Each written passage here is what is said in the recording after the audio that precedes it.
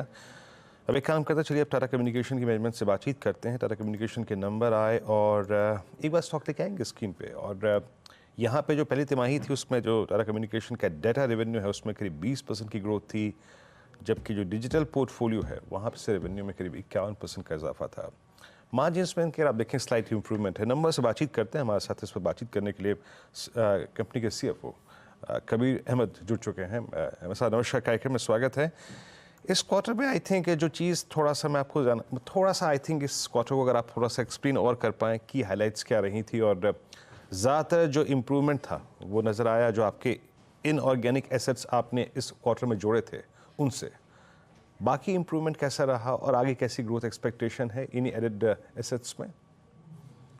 Q1 की शुरुआत अच्छी हुई है। ग्रोथ हमारा जो हमारा टारगेट है उसके लायक चल रहा है। प्रॉफिटेबिलिटी भी एक्विजिशन की वजह से जो गिरा हुआ था, हमारा यही टारगेट था कि हम प्रॉफिटेबिलिटी को थोड़ा इंच अप करेंगे और बढ़ाएंगे। वो क्लियरली दिख रहा है। लास्ट क्वार्टर 18.6% था, इस क्वार्टर हम 20% पे आए हुए हैं। सो दोनों के मुकाबले मुझे देखें तो अच्छी शुरुआत हुई है इस क्वार्टर के लिए। Specially Kabir ji, overseas front पे आपको लगता है कि मोमेंटम ज़्यादा स्ट्रॉन्ग है? ओवरसीज बिजनेस ज़्यादा स्ट्रॉन्ग कंट्रीब्यूशन देगा ग्रोथ में in comparison to India business in coming quarters? नहीं, इंडिया ग्रोथ हमारा स्ट्रॉन्ग है।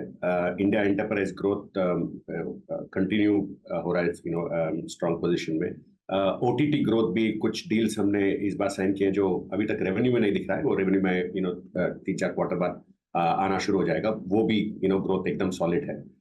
तो हमारा यही स्टेटेड पोजीशन है कि हम इंडिया में मार्केट लीडर हैं और हम मार्केट लीडरशिप मेंटेन करना चाहते हैं। वो क्लियरली नंबर्स में दिख रहा है।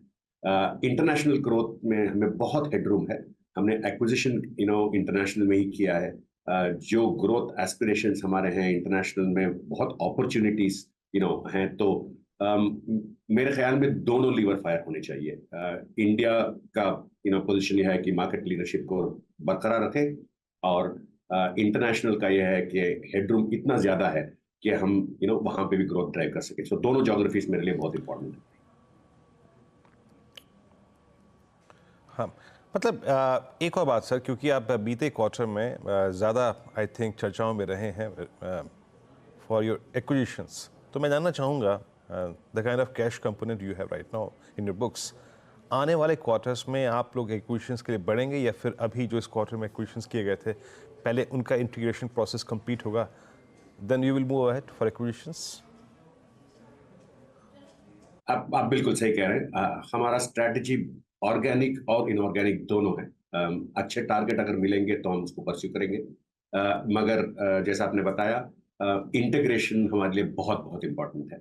तो इस साल इंटीग्रेशन पे फोकस होगा इन दोनों एक्विजिशन का, स्विच और कलेरा का, और दोनों बहुत सही अपने प्लान पे चल रहे हैं। अगर मैं बताऊं कि हमने हमारा खुद का प्लेटफॉर्म था डीगो, हमने एक्वायर किया कलेरा।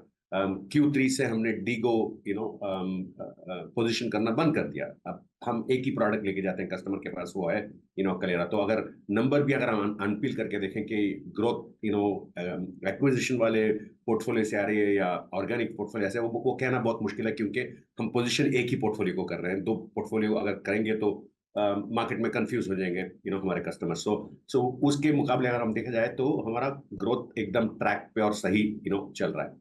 कॉस्ट सिनर्जीज इनफैक्ट थोड़ा अहेड चल रहा है।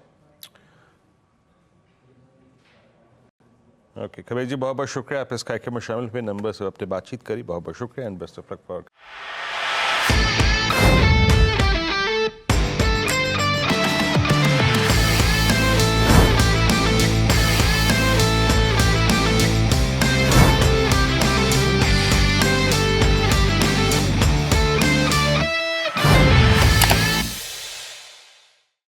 बता दें कि मनी कंट्रोल पर दिए गए विचार एक्सपर्ट्स के अपने निजी विचार होते हैं। वेबसाइट या मैनेजमेंट इसके लिए उत्तरदायी नहीं है। यूजर्स को मनी कंट्रोल की सलाह है कि कोई भी निवेश निर्णय लेने से पहले सर्टिफाइड एक्सपर्ट की सलाह लें।